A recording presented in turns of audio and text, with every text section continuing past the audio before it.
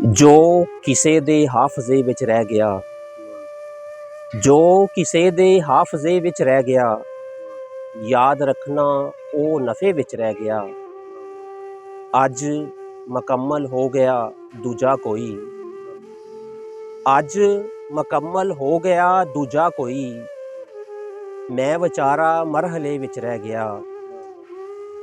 ਸੋਚ ਦੀ ਦੀਵਾਰ ਤੇ ਮਿਸਰਾ ਲਿਖੋ, ਸੋਚ ਦੀ ਦੀਵਾਰ ਤੇ ਮਿਸਰਾ ਲਿਖੋ, ਮਰ ਗਿਆ ਜੋ ਦਾਇਰੇ ਵਿੱਚ ਰਹਿ ਗਿਆ।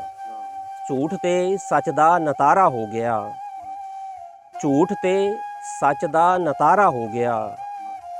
ਸੱਚ ਹੁਸੈਨੀ ਸਿਲਸਿਲੇ ਵਿੱਚ ਰਹਿ ਗਿਆ, ਜੋ ਕਿਸੇ ਦੇ ਹਾਫਜ਼ੇ ਵਿੱਚ ਰਹਿ ਗਿਆ, ਯਾਦ ਰੱਖਣਾ ਉਹ ਨਫੇ ਵਿੱਚ ਰਹਿ ਗਿਆ।